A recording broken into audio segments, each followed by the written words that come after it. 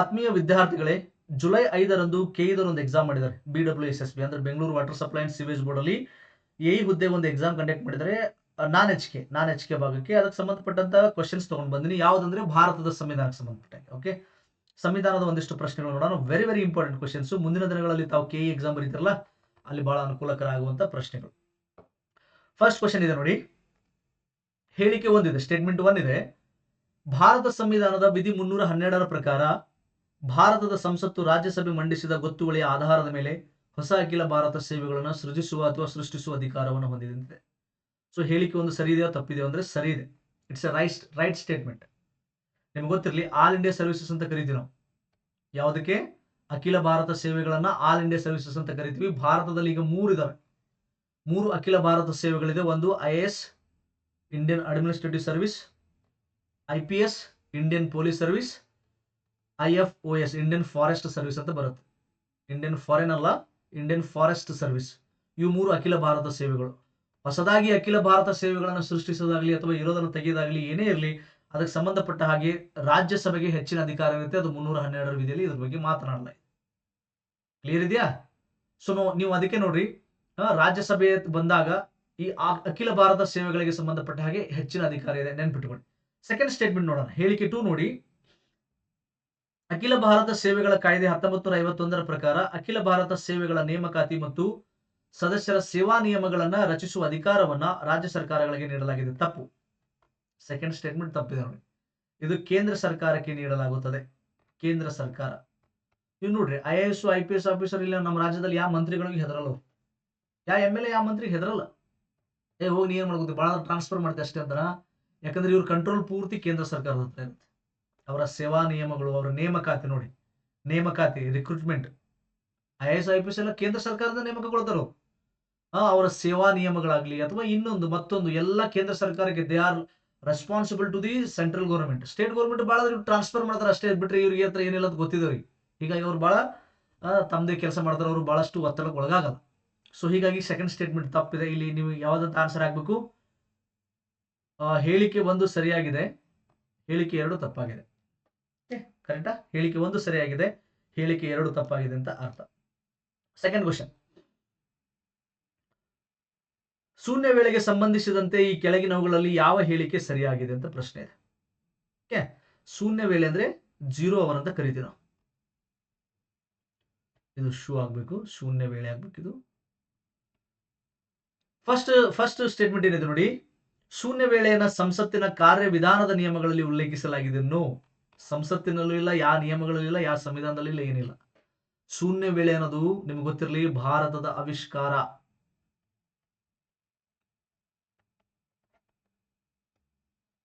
0 hour ಅಂತ ಕರಿತೀವಿ. ಇದು ಭಾರತದ ಆವಿಷ್ಕಾರ, ಜಗತ್ತಿನಲ್ಲಿ ಎಲ್ಲೂ ಇಲ್ಲ.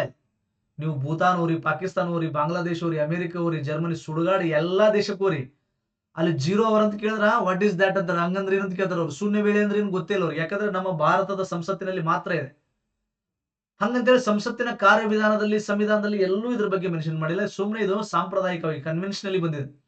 ಓಕೆ, ನೆಕ್ಸ್ಟ್ ಇದು ತುರ್ತು ಸಾರ್ವಜನಿಕ ಪ್ರಾಮುಖ್ಯತೆ ವಿಷಯಗಳನ್ನ ಪ್ರಸ್ತಾಪಿಸಲು ಸದಸ್ಯರಿಗೆ ಲಭ್ಯವಿರುವ ಔಪಚಾರಿಕ ಸಾಧನವಾಗಿದೆ. ಎಸ್, ಪಬ್ಲಿಕ್ ಇಂಪಾರ್ಟೆನ್ಸ್ ಇರ್ತದೆ ನೋಡ್ರಿ. ಎಮರ್ಜೆನ್ಸಿ, ಫಾರ್ ಎಕ್ಸಾಂಪಲ್, ಈ ಪಟ್ಟಣ ಒಮ್ಮೆ ಭೂಕಂಪ ಆಯ್ತು, ಒಮ್ಮೆ ಬರಗಾಲ ಬಿತ್ತು, ಅಥವಾ ಒಮ್ಮೆ ಫ್ಲಡ್ ಪ್ರವಾಹ ಬಂತು, ಏನೋ ಒಂದು ಪಬ್ಲಿಕ್ ಇಂಟ್ರೆಸ್ಟ್, ಸಾರ್ವಜನಿಕ ಹಿತಾಸಕ್ತಿ, ಬಹಳ ಎಮರ್ಜೆನ್ಸಿ ವಿಷಯಗಳನ್ನ ಚರ್ಚೆ ಮಾಡೋದಕ್ಕೆ ಈ ಒಂದು ಶೂನ್ಯ ವೇಳೆಯನ್ನ ಬಳಸ್ಕೊಂತಾರೆ. Second statement is right, correct ಇದೆ. ಪ್ರತಿ ಸಂಸತ್ತಿನ ಅಧಿವೇಶನದ ಮೊದಲ ಗಂಟೆಯನ್ನು ಇದಕ್ಕಾಗಿ ನಿಗದಿಪಡಿಸಲಾಗುತ್ತೆ. ನೋ, ಫಸ್ಟ್ ಆಕ್ಚುಲಿ ನಿಮ್ಗೆ ಅಧಿವೇಶನ ಗೊತ್ತಾ 11 ಗಂಟೆಗೆ ಸ್ಟಾರ್ಟ್ ಆಗುತ್ತೆ. ನಮ್ಮ ರಾಜಕಾರಣಿಗಳು ಸ್ವಲ್ಪ ಹೇಳೋದು ಲೇಟ್, ರಾತ್ರಿ 1 ಗಂಟೆ 2 ಗಂಟೆ ತನಕ ಬಿಸಿ ಇರ್ತಾರೆ ಅವರು. ಬೆಳಗ್ಗೆ 8 ಗಂಟೆಗೆ ಎದ್ದು ಚಾ ಕುಡಿದು ನಾಷ್ಟ ಮಾಡಿ ಬರ್ಬೇಕಾದ್ರೆ 11 ಆಗುತ್ತೆ. ಫಸ್ಟ್ 11ರಿಂದ 12 ಫಸ್ಟ್ ಸೆಷನ್, ಫಸ್ಟ್ ಅವರ್ ಏನಿದೆಯಲ್ಲ, ಇದು ಪ್ರಶ್ನೋತ್ತರ ವೇಳೆ ಇರುತ್ತೆ. ಕ್ವಶನ್ ಅವರ್ ಅಂತ ಕರೀತಾರೆ. ಪ್ರಶ್ನೋತ್ತರ ವೇಳೆಯ ನಂತರನೇ ಶೂನ್ಯ ವೇಳೆ ಬರುತ್ತೆ. ಕ್ಲಿಯರ್ ಇದೆ? ಇಲ್ಲೇನು ಹೇಳಿದೆ ನಾನು? ಮೊದಲ ಗಂಟೆಯನ್ನು ಅದಕ್ಕಾಗಿ ನಿಗದಿಪಡಿಸಲಾಗಿದೆ. ನೋ, ಮೊದಲ ಗಂಟೆ ಪ್ರಶ್ನೋತ್ತರ ವೇಳೆ, ಕ್ವಶನ್ ಅವರ್ಗಿರುತ್ತೆ. ಶೂನ್ಯ 0 ಅವರ್ಗಿರಲ್ಲ. ಇದು ಸಂಸದೀಯ ಕಾರ್ಯವಿಧಾನಗಳ ಕ್ಷೇತ್ರದಲ್ಲಿ ಭಾರತೀಯರ ಹೊಸ ಕಲ್ಪನೆಯಾಗಿದ್ದು 1962 ಅಸ್ತಿತ್ವದಲ್ಲಿ. ಎಸ್, ನಾ ಅವಾಗ ಹೇಳಿ, ಇದು ಸಂವಿಧಾನ, ನಮ್ಮ ಭಾರತದಲ್ಲಿ ಸಂವಿಧಾನ ಶುರು ಆಗ್ತಿದ್ದಂಗೆ ಇದು ಆಗಿಲ್ಲ. ಯಾಕಂದ್ರೆ ಸಂವಿಧಾನದಲ್ಲಿ ಇಲ್ಲ, ಸಂಸತ್ತಿನ ಕಾರ್ಯವಿಧಾನದ ನಿಯಮಗಳಿಲ್ಲ, ಯಾವುದೇ ನಿಯಮಗಳಲ್ಲಿ ಇದ್ರ ಬಗ್ಗೆ ಇಲ್ಲ. ಇದು ಸಾಂಪ್ರದಾಯಿಕವಾಗಿ ನೆಹರು ಅವರು ಏನ್ ಮಾಡ್ತಾರೆ, 1962ರಲ್ಲಿ ಇದನ್ನು ಪ್ರಾರಂಭಿಸ್ತಾರೆ. ಪಬ್ಲಿಕ್ ಇಂಟ್ರೆಸ್ಟ್, ಸಾರ್ವಜನಿಕರ ಹಿತಾಸಕ್ತಿ ಚರ್ಚೆ ಮಾಡೋದಕ್ಕೆ 1 ತಾಸು ಎತ್ತಿಡಬೇಕು ಅಂತ ಹೇಳಿ ನಮ್ಮ ಅಧಿವೇಶನಗಳಲ್ಲಿ ಸೆಷನ್ಗಳಲ್ಲಿ ಇದನ್ನ ಮಾಡ್ತಾ ಇದ್ದಾರೆ. ಸೊ ಹೀಗಾಗಿ 2 ಮತ್ತು 4 ಮಾತ್ರ ಕರೆಕ್ಟ್ ಇದೆ ನೋಡಿ. 2 ಮತ್ತು 4 ಆನ್ಸರ್ 1. ಕ್ವಶನ್ಸ್ ಮಾತ್ರ ಅನ್ನಾಹುತ್ತದೆ, ಬೆಂಕಿ ಕ್ವಶನ್ಸ್ ನೋಡ್ರೆ. ಕೇಳಿದವ್ರಿಗೆ ಹೆಡ್ಸ್ ಅಪ್. ನೀವು ಎಷ್ಟೇ ಓದಿದ್ರು ಲಗಾಟ ಹೊಡಿಬೇಕು, ಎಷ್ಟೇ ಓದಿದ್ರು ನೀವು ವಿಚಾರ ಮಾಡ್ಬೇಕು, ಹಂಗೆ ಕ್ವಶನ್ಸ್ ಕೊಡ್ತಾರೆ. ಆಮೇಲೆ ಪೊಲೀಸ್ ಕಾನ್ಸ್ಟೇಬಲ್ ಪರೀಕ್ಷೆ ಯಾರು ಬರೀತಾ ಇದ್ದಾರೆ ನಿಮಗೆ ವಿವರಣೆಯೊಂದಿಗೆ ಪ್ರಶ್ನೋತ್ತರಗಳನ್ನು ಸಿದ್ಧಪಡಿಸಿದೆ ನೋಡಿ. Explanation with explanation. ಕೆಇ ಒಂದು ರೂಲ್ ಫಾಲೋ ಮಾಡುತ್ತೆ. ಏನಂದ್ರೆ 80% ಸಿಲೆಬಸ್ ಅಲ್ಲಿ 20 ಕ್ವಶನ್ ಬರ್ತವೆ, 20% ಸಿಲೆಬಸ್ ಅಲ್ಲಿ 80 ಕ್ವಶನ್ ಬರುತ್ತೆ. ಸೊ ಕೆಇ ಫೇವರೇಟ್ ಯಾವ್ದಂತ ನಿಮ್ಗೆ ಗೊತ್ತಾಗ್ಬೇಕಲ್ಲ. ನಾನು ಸುಮಾರು 15ರಿಂದ ಕೆಇದರ ಒಂದು 15-20 ಪ್ರಶ್ನೆ ಪತ್ರಿಕೆಗಳನ್ನ ನೋಡಿಬಿಟ್ಟು ಅದಕ್ಕೆ ಸಂಬಂಧಪಟ್ಟ ಒಂದು ಟೆಸ್ಟ್ ಸೀರೀಸ್ ಮಾಡಿದ್ದೀನಿ. PDF ಕೊಡ್ತೀನಿ, ಕನ್ನಡ ಮಾಧ್ಯಮದಲ್ಲಿದೆ. ಪ್ರಚಲಿತ ಘಟನೆಗಳು ನೋಡಿ 11 ಪ್ರಶ್ನೆ ಪತ್ರಿಕೆಗಳು. ವಿಶೇಷವಾಗಿ ಪೊಲೀಸ್ ಕಾನ್ಸ್ಟೇಬಲ್ ಯಾರು ಬರೀತಾ ಇದ್ದಾರೆ ನಿಮಗೋಸ್ಕರ, ಅಥವಾ ಮುಂದಿನ ದಿನಗಳಲ್ಲಿ ಕೆಇ ಯಾವುದೇ ಎಕ್ಸಾಮ್ ಬರೀರಿ, ಪ್ರಚಲಿತ ಘಟನೆಗಳು ಇನ್ನೊಂದು ತಿಂಗಳದು ಕೂಡ ಕೊಡ್ತೀನಿ ನಾನು. ಓಕೆ, ಜುಲೈ 20ರವರೆಗೂ ಕವರ್ ಮಾಡ್ತೀನಿ. ನೆಕ್ಸ್ಟ್ ಜಿಸ್ಟ್ ಅಂತ ಮಾಡೀನಿ, ಸಾರಾಂಶ. ನಿಮಗೆ ಎಕ್ಸಾಮ್ ಟೈಮ್ ಲಾಸ್ಟ್ ಮೂಮೆಂಟ್ಗೆ ನಿಮ್ಗೆ ರಿವಿಷನ್ ಮಾಡಕ್ಕೆ ಒಂದೊಂದು ತಿಂಗಳು 10 ಪೇಜ್, 7 8 9 10 ಪೇಜ್ ಅಲ್ಲಿ ಮಾಡಿರಿ. ಅದನ್ನೊಂದು 7-8 ತಿಂಗಳದಿದೆ, 7 ತಿಂಗಳದಿದೆ. ಈಗ 8-9 ತಿಂಗಳು ರೆಡಿ ಆಗ್ತದೆ, ಕೊಡ್ತೀನಿ. ಇತಿಹಾಸ, ಭೂಗೋಳಶಾಸ್ತ್ರ, ಅರ್ಥವ್ಯವಸ್ಥೆ, ಸಂವಿಧಾನ ಎಲ್ಲ ಸಬ್ಜೆಕ್ಟ್ 9 ಪ್ರಶ್ನೆ ಪತ್ರಿಕೆಗಳನ್ನು ಮಾಡಿನ. ಹೈ ಯೀಲ್ಡಿಂಗ್ ಟಾಪಿಕ್ಸ್ ಅಂತ ಕರಿತೀವಿ ನಾವು. ನಿರೀಕ್ಷಿತ ಕರ್ನಾಟಕ ಇತಿಹಾಸ ಬಹಳ ಫೋಕಸ್ ಮಾಡ್ತಾನೆ, ಸ್ವಾತಂತ್ರ್ಯ ಚಳವಳಿ ಬಹಳ ಫೋಕಸ್ ಮಾಡ್ತಾನೆ, ಜನರಲ್ ಸೈನ್ಸ್. ಅದಕ್ಕೆ ಅನುಗುಣವಾಗಿ ಕೆಇ ಮೈಂಡ್ ಸೆಟ್ ಅನುಗುಣವಾಗಿ ನಾನು ಪ್ರಶ್ನೆ ಪತ್ರಿಕೆಗಳನ್ನು ಸಿದ್ಧಪಡಿಸಿನಿ. ತಮಗೆ ಬೇಕು ಅಂದ್ರೆ 7026583625 ಈ ನಂಬರ್ಗೆ ನೀವು ವಾಟ್ಸ್ಆಪ್ ಮಾಡ್ಬೇಕು. ಏನಂತ ಕೆಇ ಅಂತ ನೀವು ಮಾಡ್ಬೇಕು. ದಯವಿಟ್ಟು ಯಾರು ಕಾಲ್ ಮಾಡಬೇಡಿ. ಕೆಇ ಅಂತ ನೀವು ವಾಟ್ಸ್ಆಪ್ ಮಾಡಿದ್ರೆ ನೀವು 450 ಭಾಳ ಆಗುತ್ತೆ, ಬೇಡ 390 390 ಫೋನ್ ಪೇ ಮಾಡಿದ್ರೆ ನಾನು ನಿಮ್ಗೆ ಏನು ಮಾಡ್ತೀನಿ, PDF ಕಳಿಸ್ತೇನೆ. ಸುಮಾರು 27-28 PDFಗಳಿದೆ. ಅನ್ನಹುತ ಕೆಇಗೆ ಅನುಗುಣವಾಗಿ ನಾನು ಪ್ರಶ್ನೆಗಳನ್ನು ಸಿದ್ಧಪಡಿಸಿದ್ದೀನಿ. Okay, next. ಕೆಳಗಿನ ಹೇಳಿಕೆಗಳಲ್ಲಿ ಯಾವುದು ತಪ್ಪಾಗಿದೆ ಅಥವಾ ತಪ್ಪಾಗಿವೆ ಅಂತ ಇದೆ ಪ್ರಶ್ನೆ. ಯಾವುದು ತಪ್ಪಾಗಿದೆ ಅಥವಾ ತಪ್ಪಾಗಿವೆ ಅಂತ ಇದೆ. ಓಕೆ, ನೋಡಿ, ಭಾರತದ ರಾಷ್ಟ್ರಪತಿಯವರನ್ನ ಅಸಮರ್ಥತೆ ಅಥವಾ ಸಾಬೀತಾದ ದುರ್ನಡತೆಯ ಆಧಾರದ ಮೇಲೆ ಪದಚ್ಯುತಿಗೊಳಿಸಲಾಗುತ್ತದೆ. ನೋಡಿ, ನಾವು ಮಹಾಭಿಯೋಗ ಅಂತ ಕರೀತಾರೆ. ರಾಷ್ಟ್ರಪತಿಗಳನ್ನ ಅವರ ಸ್ಥಾನದಿಂದ ಕೆಳಗಿಳಿಸೋದಕ್ಕೆ ಮಹಾಭಿಯೋಗ ಅಂತ ಕರೀತಾರೆ. ಇಂಪೀಚ್ಮೆಂಟ್ ಅಂತ ಕರೀತಾರೆ. ಓಕೆ, ಇಂಪೀಚ್ಮೆಂಟ್ ಅಂತಲೂ ಕರೀತಾರೆ. ರೈಟ್. ಸೊ ಇಲ್ಲೇನಾಗುತ್ತೆ, ಅದು ರಾಷ್ಟ್ರಪತಿಯವರನ್ನ ಸಂವಿಧಾನದ ಉಲ್ಲಂಘನೆಯ ಆಧಾರದ ಮೇಲೆ ಮಾತ್ರ ಅವಕಾಶ ಇದೆ ನೋಡಿ. ಸಂವಿಧಾನದ ಉಲ್ಲಂಘನೆ, ವೈಲೇಷನ್ ಆಫ್ ಕಾನ್ಸ್ಟಿಟ್ಯೂಷನ್, ಉಲ್ಲಂಘನೆ ಆಧಾರದ ಮೇಲೆ ಮಾತ್ರ ಪದಚ್ಯುತಿಗೊಳಿಸಕ್ಕೆ ಸಾಧ್ಯ. ಆದ್ರೆ ಇದ್ರ ಬಗ್ಗೆ ಎಲ್ಲೂ ಸಂವಿಧಾನದಲ್ಲಿ ಮಾತಾಡಿಲ್ಲ. ಅಸಮರ್ಥತೆ ಅಥವಾ ಸಾಬೀತಾದ ದುರ್ನಡತೆ, ಯಾವುದನ್ನು ದುರ್ನಡತೆ ಅಂತ ಕರೀತೀರ, ಅಲ್ಲಿ ಯಾವುದನ್ನ ದುರ್ನಡತೆ ಅಂತ ಕರೀತೀರ, ಅದಕ್ಕೆ ಒಟ್ಟ ಕ್ಲಾರಿಟಿ ಇಲ್ಲ, ಅದಕ್ಕೆ ಸ್ಪಷ್ಟತೆ ಇಲ್ಲ. ಸೊ ಹೀಗಾಗಿ ತಪ್ಪಾಗಿದೆ ಅಂದ್ರೆ ಎ ತಪ್ಪಿದೆ, ಹೀಗಾಗಿ ಇದು ಆಗುತ್ತೆ. ಬಿ ಸರಿ ಇದೆ ನೋಡಿ, ಆನ್ಸರ್ ಇದಾಗಲ್ಲ, ಬಿ ಆಗಲ್ಲ. ರಾಷ್ಟ್ರಪತಿಯವರನ್ನ ಸಂವಿಧಾನದ ಉಲ್ಲಂಘನೆಯ ಆಧಾರದ ಮೇಲೆ ಪದಚ್ಯುತಿಗೊಳಿಸಲಾಗುತ್ತದೆ. Yes, this is right statement. ಆದ್ರೂ ಉತ್ತರ ಆಗಲ್ಲ. ಅವನು ಏನ್ ಕೇಳಿದಾನೆ, ಯಾವ್ದು ತಪ್ಪಾಗಿದೆ ಅಂತ ಕೇಳಿದಾನೆ. ಸೊ ಎ ತಪ್ಪಾಗಿದೆ, ಒಂದ್ ನೆನ್ಪಿಟ್ಕೊಳ್ಳಿ. ಬಿ ಸರಿ ಇದೆ. ಸಿ ನೋಡೋಣ. ಸಂವಿಧಾನದ 61ನೇ ವಿಧಿಯು ರಾಷ್ಟ್ರಪತಿಗಳ ಪದಚ್ಯುತಿಯ ವಿಧಾನದ ಬಗ್ಗೆ ಹೇಳುತ್ತದೆ. Yes, the 61 article of Indian Constitution talks about impeachment of president. So ಇದು ಸರಿ ಇದೆ, ಇದು ಆನ್ಸರ್ ಅಲ್ಲ. ಹೀಗಾಗಿ ಒಂದು ಮಾತ್ರ ತಪ್ಪಿದೆ ಇಲ್ಲಿ. ತಪ್ಪಿರೋದು ಇದೊಂದೇ, ಎ ಓನ್ಲಿ. ಆಪ್ಷನ್ ಎ ನೋಡ್ರಿ ಆನ್ಸರ್. Okay, next. ಕೆಳಗಿನ ಹೇಳಿಕೆಗಳನ್ನ ಗಮನಿಸಿ. ಸಂಸತ್ತು ಅಧಿವೇಶನದಲ್ಲಿಲ್ಲದಾಗ ನೋಡಿ, ನೀವು ಸರಿಯಾಗಿ ಗಮನಿಸಲ್ಲ, ನೀವು ಪಟ್ಟಂದು ಓದ್ಕೋತ ಹೋಗ್ಬಿಡ್ತೀರಿ ಮುಂದೆ. ಅಧಿವೇಶನದಲ್ಲಿ ಇಲ್ಲದಾಗ ಭಾರತದ ರಾಷ್ಟ್ರಪತಿಯವರು ಸುಗ್ರೀವಾಜ್ಞೆಗಳನ್ನು ಹೊರಡಿಸಬಹುದು. ಎಸ್, ಇದು ಕರೆಕ್ಟ್ ಅಲ್ರಿ? ಸರಿ ಇದೆ. 123ನೇ ವಿಧಿ ಪ್ರಕಾರ ರಾಷ್ಟ್ರಪತಿಗಳು ಅಧಿವೇಶನಗಳ ಇಲ್ಲದ ಸಂದರ್ಭದಲ್ಲಿ ಸುಗ್ರೀವಾಜ್ಞೆಯನ್ನು ಹೊರಡಿಸುತ್ತಾರೆ. ಎರಡೂ ಕೆಳಮನೆ ಮತ್ತು ಮೇಲ್ಮನೆ ಎರಡೂ, ಅಥವಾ ಯಾವುದಾದ್ರೂ ಒಂದು. ಯಾಕಂದ್ರೆ ಎರಡು ಜೋಡೆತಿದ್ದಂಗೆ ಎರಡೂ ಇರಬೇಕು, ಎರಡು ಅಧಿವೇಶನದಲ್ಲಿ ಇರಬೇಕು. ಯಾವ್ದಾದ್ರು ಒಂದಿದೆ ಒಂದಿಲ್ಲ ಅಂದ್ರೂ ಕೂಡ ನಡೆಯಲ್ಲ. Upper house as well as lower house, ಕೆಳಮನೆ ಮತ್ತು ಮೇಲ್ಮನೆ ಎರಡೂ ಅಧಿವೇಶನದಲ್ಲಿ ಇರಬೇಕು. ಯಾವ್ದಾದ್ರು ಒಂದಿದ್ದು ಇಲ್ಲ ಅಂದ್ರೂ ಕೂಡ ಅದನ್ನು ನಡೆಯಲ್ಲ. ಅದನ್ನು ಇಲ್ಲ ಅಂತಾನೆ ಅರ್ಥ. ಗೊತ್ತಾಗ್ತಿದೆಯಾ? ಈ ತರ ಕ್ವಶನ್ ಕನ್ಫ್ಯೂಸ್ ಮಾಡ್ತಾನೆ. ನೆಕ್ಸ್ಟ್ ಮತ್ತೆ ನಿಮಗೆ ಯಾವ್ದಾದ್ರು ಒಂದು ಸದನ ಅಥವಾ ಎರಡೂ ಸದನಗಳು ಅಧಿವೇಶನದಲ್ಲಿ ಇಲ್ಲದಿದ್ದಾಗ ರಾಷ್ಟ್ರಪತಿಗಳಿಗೆ ಸುಗ್ರೀವಾಜ್ಞೆ ಹೊರಡಿಸುವ ಅಧಿಕಾರ ಇದೆ. The president can proclaim ordinance during both sessions are not there. ಎರಡೂ ಸೆಷನ್ಗಳು ಇಲ್ಲದೆ ಇದ್ದಾಗ, ಎರಡೂ ಅಧಿವೇಶನಗಳು ಇಲ್ಲದೆ ಇದ್ದಾಗ, ಎರಡೂ ಸದನಗಳು ಅಧಿವೇಶನದಲ್ಲಿ ಇಲ್ಲದಿದ್ದಾಗ. Okay, right. ಸೊ ಒಂದೇ ಸ್ಟೇಟ್ಮೆಂಟ್ ಸರಿ ಇದೆ. ನೆಕ್ಸ್ಟ್, ಲೋಕಸಭೆಯ ಸ್ಪೀಕರ್ ಸಂಸತ್ತಿನ ಉಭಯ ಸದನಗಳ ಜಂಟಿ ಅಧಿವೇಶನ ಕರೆಯಬಹುದು ಅಂತಿದೆ. ಸೊ ಇದು ಜಂಟಿ ಅಧಿವೇಶನ ಕರೆಯುವ ಅಧಿಕಾರ ರಾಷ್ಟ್ರಪತಿಗಳಿಗಿದೆ. ಅರ್ಥ ಆಯ್ತಾ? ಸೊ ಬಿ ತಪ್ಪಿದೆ. ಜಂಟಿ ಅಂದ್ರೆ ಏನ್ರಿ? ಜಂಟಿ ಅಧಿವೇಶನಕ್ಕೆ ಸಂಬಂಧಪಟ್ಟಂತ ವಿಧಿ ಯಾವುದು? 108. ಜಂಟಿ ಅಂದ್ರೆ ಗೊತ್ತಾ? ರಾಜ್ಯಸಭಾ ಮತ್ತು ಲೋಕಸಭಾವನ್ನು ಒಟ್ಟಿಗೆ ಸೇರಿಸಿ ಮಸೂದೆಗಳನ್ನ ಪಾಸ್ ಮಾಡೋದು. ಜಾತ್ರೆ ಮಾಡೋದಂತಾರೆ ಇದಕ್ಕೆ, ಜಾತ್ರೆ. ಇದು ಈ ಜಾತ್ರೆ ಮಾಡೋರು ರಾಷ್ಟ್ರಪತಿಗಳು. ಅಂದ್ರೆ ಜಂಟಿ ಅಧಿವೇಶನವನ್ನ ಕರೆಯೋದು ರಾಷ್ಟ್ರಪತಿಗಳು. ಇದು ರಾಷ್ಟ್ರಪತಿಗಳ ವಿವೇಚನ ಅಧಿಕಾರವೇ ಅಂತ ಪ್ರಶ್ನೆ ಬರುತ್ತೆ. Is this a discretionary power of president? No, big no, no. ಇದು ರಾಷ್ಟ್ರಪತಿಗಳ ವಿವೇಚನಾಧಿಕಾರವಲ್ಲ. ಅವರು ಸಲಹೆ ಮತ್ತು ಸೂಚನೆ ಮೇರೆಗೆ, ಸಲಹೆ ಮತ್ತು ಸೂಚನೆ ಮೇರೆಗೆ, ಯಾರ ಸಲಹೆ ಮತ್ತು ಸೂಚನೆ ಮೇರೆಗೆ? ಪ್ರಧಾನಮಂತ್ರಿಯನ್ನೊಳಗೊಂಡ ಕೇಂದ್ರ ಸಚಿವ ಸಂಪುಟ, ಕೇಂದ್ರ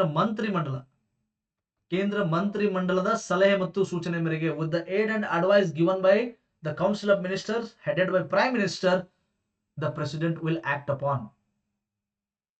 ಗೊತ್ತಾಯ್ತಾ?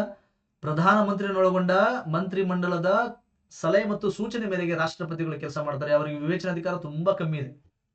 99% ಅವರು ಇವರ ಸಲಹೆ ಸೂಚನೆ ಮೇಲೆ ಕೆಲಸ ಮಾಡಬೇಕು. ಅದಕ್ಕೆ ರಾಷ್ಟ್ರಪತಿಗೆ ನಾವು ರಬ್ಬರ್ ಸ್ಟಾಂಪ್ ಅಂತ ಕರಿತೀವಿ, ಉತ್ಸವ ಮೂರ್ತಿ ಅಂತ ಕರಿತೀವಿ, ಹೀಗೆಲ್ಲ ಕರೀತಾರೆ.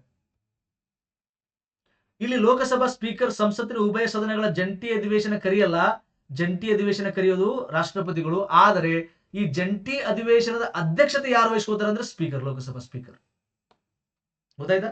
ಲೋಕಸಭಾ ಸ್ಪೀಕರು ಈ ಜಂಟಿ ಅಧಿವೇಶನದ ಅಧ್ಯಕ್ಷತೆ ವಹಿಸ್ಕೋತಾರೆ, ಆದ್ರೆ ಅವರು ಕರೆಯಲ್ಲ. ಸೊ ಬಿ ತಪ್ಪಿದೆ. ಒಂದು ಮಾತ್ರ ಸರಿ ಇದೆ ಇಲ್ಲಿ. ನೆಕ್ಸ್ಟ್,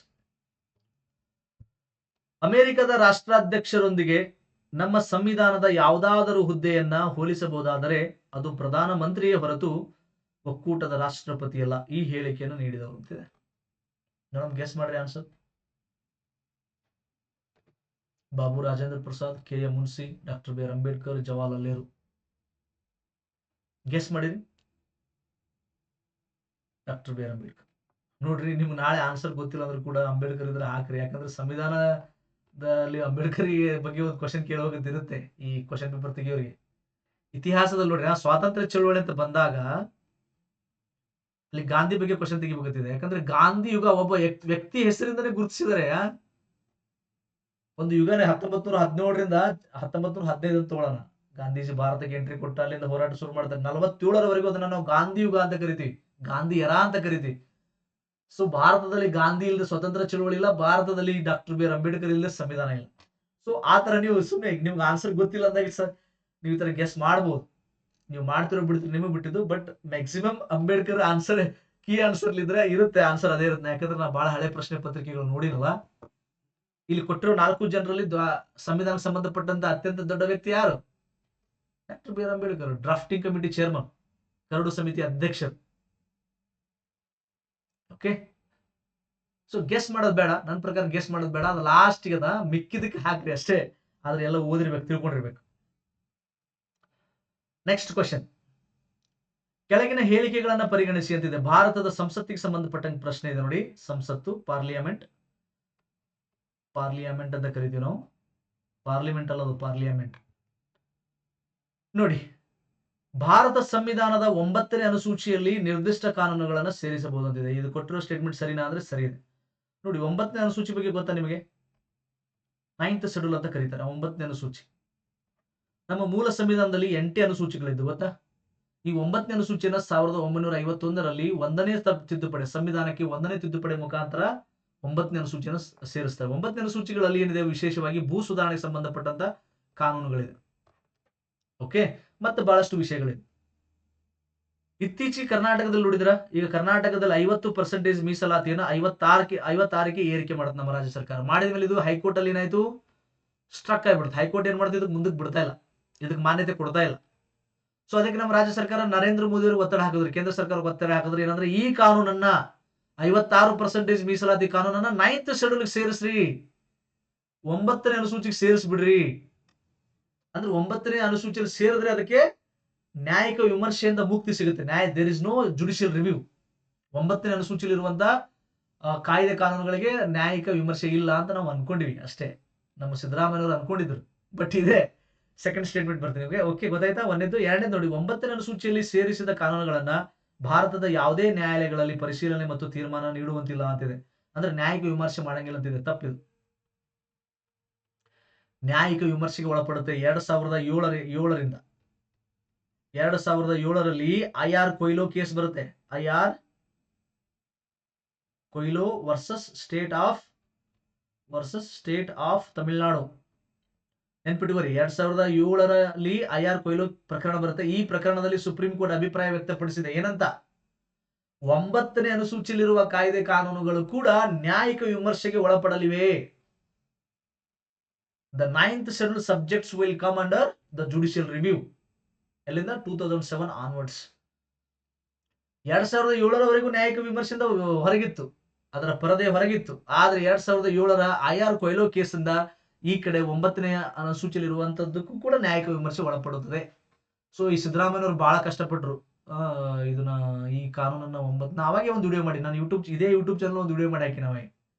ಅಲ್ರಿ, ನೀವು ಇಷ್ಟು ಕಷ್ಟಪಟ್ಟು 9 ಶೆಡ್ಯೂಲ್ ಸೇರಿಸಿ ಅಂತ ಹೇಳ್ತಾ ಇದ್ರಲ್ಲ, ಸೇರಿಸಿದ ಮೇಲೂ ಕೂಡ ಇದಕ್ಕೆ ಗ್ಯಾರಂಟಿ ಇಲ್ಲ. ಯಾಕಂದ್ರೆ ಈಗ 9ನೇ ಅನುಸೂಚಿಯಲ್ಲಿರುವ ವಿಷಯಗಳ ಮೇಲೂ ಕೂಡ ಈಗ ನ್ಯಾಯಿಕ ವಿಮರ್ಶೆಗೆ ಅವಕಾಶ ಇದೆ. 2007ರಲ್ಲೇ ಸುಪ್ರೀಂ ಕೋರ್ಟ್ ಆಲ್ರೆಡಿ ಈ IR ಕೊಯ್ಲೋ ಕೇಸಲ್ಲಿ ಹೇಳಿದೆ ಅಂತ. ಹಿಂಗಂತ ಹೇಳಿ ನಾನು ಅವಾಗಲೇ ಅದಕ್ಕೆ ದಯವಿಟ್ಟು 56% ಬಿಡ್ರಿ, 50% ಮೇಲೆ ಒಳ ಮೀಸಲಾತಿ ಹಂಚಿಕೆ ಮಾಡ್ರಿ, 50% ಮೇಲೆ ನೇಮಕಾತಿ ಮಾಡ್ರಿ ಅಂತ ನಾನು ಅವಾಗೆ ವಿಡಿಯೋ ಮಾಡೀನಿ. ಇದೇ ಯೂಟ್ಯೂಬ್ ಚಾನಲ್ ಅಲ್ಲಿ ವಿಡಿಯೋ ಇದೆ, ನೋಡ್ಬೋದು ನೀವು. ನಾನು 3 ತಿಂಗಳಿಂದ ಮಾಡೀನಿ, ಆಯ್ತಾ? ಸೊ ಈಗ ಬಿ ಸ್ಟೇಟ್ಮೆಂಟ್ ತಪ್ಪಾಗುತ್ತೆ. ಬಹಳ ಜನ ಏನ್ ಮಾಡ್ತಾರೆ, ನೀವು ಹುಡುಗರು ಎಲ್ಲರೂ ಇದು ಕರೆಕ್ಟ್ ಅನ್ಕೊಂಡ್ಬಿಡ್ತೀರ. ತಪ್ಪು. 2007 ತನ ಅಷ್ಟೇ ಕರೆಕ್ಟ್ ಅದು. 2007ರಿಂದ ಈ ಕಡೆ ತಪ್ಪಾಗುತ್ತೆ. ನ್ಯಾಯಗಳಲ್ಲಿ ತೀರ್ಮಾನ ನೀಡುವಂತಿಲ್ಲದೆ ಈಗ ನೀಡೋದಕ್ಕೆ ಅವಕಾಶ ಇದೆ. ಒಂದು ಮಾತ್ರ ನೋಡಿ. ನೆಕ್ಸ್ಟ್, ಸರ್ವೋಚ್ಚ ನ್ಯಾಯಾಲಯದ ಪ್ರಕಾರ Lok ಅದಾಲತ್ಗಳ ಪ್ರಯೋಜನಗಳೆಂದರೆ, Lok Adalat by very important ನೋಡ್ರಿ. ಇದ್ರ ಮೇಲೆ ಪದೇ ಕ್ವಶನ್ ಬರುತ್ತೆ. IAS, KS, ಗ್ರೂಪ್ ಸಿ, ಈ ತರ ಇದು ಗ್ರೂಪ್ ಬಿ ಎಕ್ಸಾಮ್ ಎಲ್ಲ ಕಡೆ ಬರುತ್ತೆ. ಲೋಕ್ ಅದಾಲತ್ ಅಂದ್ರೆ ಏನ್ ಗೊತ್ತಾ? ಲೋಕ್ ಅದಾಲತ್ ಅಂದ್ರೆ ಗೊತ್ತಾ ನಿಮಗೆ? 1997ರಲ್ಲಿ ಸ್ಥಾಪನೆ ಆಗಿದೆ. 1997ರಲ್ಲಿ ಲೋಕ್ ಅದಾಲತ್ ಪ್ರಾರಂಭ ಆಗಿದೆ. ಲೋಕ್ ಅದಾಲತ್ ಅಂದ್ರೆ ಏನ್ ಗೊತ್ತಾ?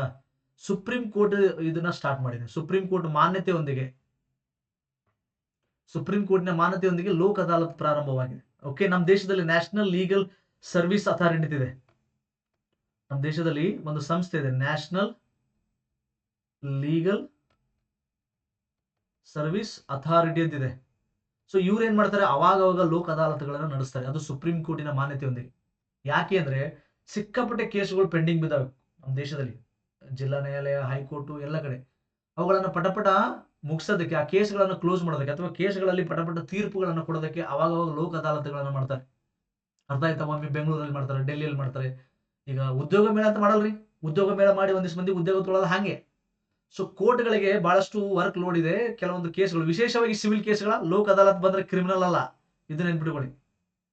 ಕ್ರಿಮಿನಲ್ ಕೇಸ್ಗಳಲ್ಲ, ಮರ್ಡರ್ ಆಗಿದ್ದು ಹಾಫ್ ಮರ್ಡರ್ ಆಗಿದ್ದಲ್ಲ. ಲೋಕ್ ಅದಾಲತ್ ಏನಿದ್ರು ಸಿವಿಲ್ ಕೇಸ್ಗಳಿಗೆ, ನಾಗರಿಕ ಸಮಿತಿಗೆ ಅಷ್ಟೇ ಸಂಬಂಧಪಡ್ತಿದ್ದು. ನಾಗರಿಕ ಸಂಹಿತೆ ಸಿವಿಲ್ ಕೋಡ್ಗೆ ಅಷ್ಟೇ ಸಂಬಂಧಪಡುತ್ತೆ. ಸಿವಿಲ್ ಕೋಡ್ ಅಂದ್ರೆ ಗೊತ್ತಾಗತ್ತಲ್ಲ, ಈ ಆಸ್ತಿ ಪಾಸ್ತಿ ಹಂಚಿಕೆ, ಮದುವೆ, ವಿಚ್ಛೇದ, ಇಂಥ ವಿಷಯಗಳಿಗೆ ನಾವು ಸಿವಿಲ್ ವಿಷಯಗಳಂತ ಕರಿತೀವಿ. ಇನ್ನು ಮರ್ಡರ್, ಹಾಫ್ ಮರ್ಡರ್, ಕಳ್ಳತನ ಅವೆಲ್ಲ criminal cases. So Lok Adalat ಏನಿದ್ರೆ civil ಕೇಸಸ್ಗಳಿಗೆ. ಆಮೇಲೆ ಲೋಕ್ ಅದಾಲತ್ ಕೆಲವೊಂದು ಪರ್ಮನೆಂಟ್ ಇದೆ, ಶಾಶ್ವತ ಲೋಕ್ ಅದಾಲತ್ಗಳಿದೆ. ಒಂದೊಂದು ಉದ್ದೇಶಕ್ಕಾಗಿ ಮಾಡ್ತಾರೆ. 1987ರಿಂದ ಇದು ಪ್ರಾರಂಭ ಆಗಿದೆ. ಸುಪ್ರೀಂ ಕೋರ್ಟಿನೇ ಇದನ್ನ ಸ್ಟಾರ್ಟ್ ಮಾಡಿದೆ, ಯಾಕಂದ್ರೆ ಕೇಸ್ಗಳು ಬಹಳ ಬೇಗ ಮುಗಿಸೋದಕ್ಕೆ. ಓಕೆ, ಈಗ ಒಂದು ಐಡಿಯಾ ಬಂತ ಲೋಕ್ ಅದಾಲತ್ ಅಂದ್ರೇನು? ಎಸ್. ಅದ್ರ ಪ್ರಯೋಜನ ಕೇಳಿದಾನೆ. ಈ 4ರಲ್ಲಿ ಒಂದು ಪ್ರಯೋಜನ ಇದೆ, ನೀವು ಹಾಕ್ಬೇಕು. ಯಾವುದೇ ನ್ಯಾಯಾಲಯದ ಶುಲ್ಕವಿರುವುದಿಲ್ಲ, ಹಾಗೂ ಒಂದು ವೇಳೆ ಶುಲ್ಕ ಪಾವತಿಸಿದರೆ ವಿವಾದವನ್ನು ಬಗೆಹರಿಸಿಕೊಂಡ ಬಳಿಕ ಶುಲ್ಕ ಮರೆಯಿತು. ಇದು ದೊಡ್ಡ ಪ್ರಯೋಜನ. ಲೋಕ್ ಅದಾಲತ್ ಒಂದು ದೊಡ್ಡ ಪ್ರಯೋಜನ ಏನಂದ್ರೆ ಒಟ್ಟ ಫೀಸ್ ಇರಲ್ಲ.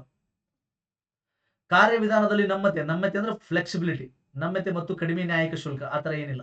ಒಟ್ಟ ಶುಲ್ಕನೇ ಇರಲ್ಲ, ಫ್ಲೆಕ್ಸಿಬಿಲಿಟಿ ಆತರ ಏನಿರಲ್ಲ. ಹೆಂಗ ಸುಪ್ರೀಂ ಕೋರ್ಟ್ ಅಲ್ಲಿ ಯಾವ ತರ ತೀರ್ಪು ಕೊಡ್ತಾರೆ ಅದೇ ತರ ತೀರ್ಪು ಇರುತ್ತೆ. ಲೋಕ್ ಅದಾಲತ್ನ ನಿರ್ಣಯವು ವಿವಾದದಲ್ಲಿರುವ ಪಕ್ಷಗಳಿಗೆ ಬದ್ಧವಾಗಿರುವುದಿಲ್ಲ, ತಪ್ಪು ಬದ್ಧವಾಗಿರುತ್ತೆ. There is a binding. ಆ ಲೋಕ್ ಅದಾಲತ್ ಅಲ್ಲಿ ಏನು ತೀರ್ಪು ಕೊಟ್ಟಿರ್ತಾರೋ ಅದನ್ನ ನೀವು ಪಾಲಿಸಲೇಬೇಕು, ಪಾಲಿಸಿಲ್ಲ ಅಂದ್ರೆ ನಡೆಯಲ್ಲ. ಅದನ್ನ ಸೀರಿಯಸ್ ತಗೊಳ್ಳೇಬೇಕು ನೀವು. ಸೇಮ್ ಸುಪ್ರೀಂ ಕೋರ್ಟ್ ತೀರ್ಪು ಕೊಟ್ಟಂಗ. ಲೋಕ್ ಅದಾಲತ್ನ ತೀರ್ಪಿನ ವಿರುದ್ಧ ವಿವಾದದಲ್ಲಿರುವ ಪಕ್ಷಗಳು ಯಾವುದೇ ನ್ಯಾಯಾಲಯದಲ್ಲಿ ಮನವಿಲ್ಲ, ಮುಗಿತು. ಅಲ್ಲೊಂದು ಕೊಟ್ಟರೆ ಫೈನಲ್ ಆಗ್ತು. ಲೋಕ್ ಅದಾಲತ್ ಅಲ್ಲಿ ಮುಗಿತು. ಅರ್ಥಾಯ್ತಾ? ಸೊ ಇದ್ಯಾವುದು ಆನ್ಸರ್ ಆಗಲ್ಲ, ಒಂದೇದು ಮಾತ್ರ ಆನ್ಸರ್ ಆಗುತ್ತೆ. ನೆಕ್ಸ್ಟ್, ಜಿಲ್ಲಾ ನ್ಯಾಯಾಧೀಶರಿಗೆ ಸಂಬಂಧಿಸಿದಂತೆ ಕೊಟ್ಟಿರುವ ಯಾವ ಹೇಳಿಕೆಗಳು ಸರಿಯಾಗಿದೆ ಅಂತ ಕೇಳಿದ್ರೆ, ಜಿಲ್ಲಾ ನ್ಯಾಯಾಧೀಶರು, ಡಿಸ್ಟ್ರಿಕ್ಟ್ ಜಡ್ಜ್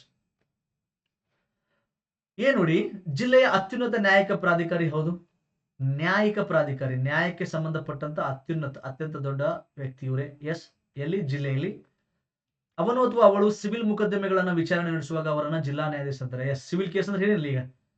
ಆಸ್ತಿ ಪಾಸ್ತಿ ಹಂಚಿಕೆ, ಮದುವೆ ವಿಚಾರಗಳು ಅವು ಇವೆಲ್ಲ ಇರ್ತಾವ ನೋಡ್ರಿ ಇಂತವ.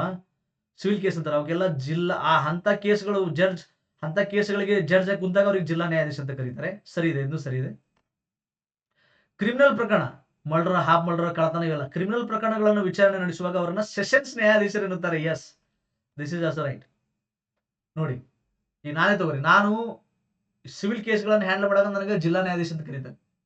ಕ್ರಿಮಿನಲ್ ಕೇಸ್ಗಳು ಹ್ಯಾಂಡಲ್ ಮಾಡ್ಬೇಕಾದ್ರೆ ನನಗೆ ಸೆಷನ್ಸ್ ನ್ಯಾಯಾಧೀಶರು ಅಂತ ಕರೀತಾರೆ. ಅದಕ್ಕೆ ಸಪರೇಟ್ ಇರ್ತದ.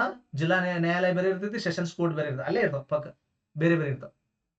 ಸೆಷನ್ಸ್ ನ್ಯಾಯಾಧೀಶರಿಗೆ ಜೀವಾವಧಿ ಶಿಕ್ಷೆ ನೀಡುವ ಅಧಿಕಾರವಿದ್ದು ಅದು ಜಿಲ್ಲಾ ನ್ಯಾಯಾಧೀಶರಿಂದ ದೃಢೀಕರಣಕ್ಕೆ ಒಳಪಡುತ್ತದೆ. ಫಾರ್ ಎಕ್ಸಾಂಪಲ್, ಇವತ್ತು ನಾನು ಸೆಷನ್ಸ್ ನ್ಯಾಯಾಧೀಶನ ಕೆಲಸ ಮಾಡೀನಿ, ಜೀವಾವಧಿ ಶಿಕ್ಷೆ ಕೊಟ್ಟಿನಿ ಒಬ್ಬರಿಗೆ, ಯಾರೋ ಮರ್ಡರ್ ಮಾಡಿದ್ದಾರೆ. ಯಾಕಂದ್ರೆ ಸೆಷನ್ಸ್ ಅಂದ್ರೆ ಇಲ್ಲಿ ಸೆಷನ್ಸ್ ಅಂದ್ರೆ ಇಲ್ಲಿ ಕ್ರಿಮಿನಲ್ ಪ್ರಕರಣಗಳೇ. ಅದು ಮರ್ಡರ್, ಹಾಫ್ ಮರ್ಡರ್ ಮತ್ತು ಜೀವಾವಧಿ ಅಲ್ಲೇ ಬರುತ್ತೆ. ಈಗ ನಾನು ಇವತ್ತು ಸೆಷನ್ ನ್ಯಾಯಾಧೀಶನ ಈ ಜೀವಾವಧಿ ಶಿಕ್ಷೆ ನೀಡುವ ಅಧಿಕಾರವಿದ್ದು ಅದು ಜಿಲ್ಲಾ ನ್ಯಾಯಾಧೀಶ, ಮತ್ತು ಜಿಲ್ಲಾಧೀಶನ ನಾನೇ, ನನ್ನ ದೃಢೀಕರಣ, ಇದಕ್ಕೆ ಅರ್ಥನೇ ಇಲ್ಲ.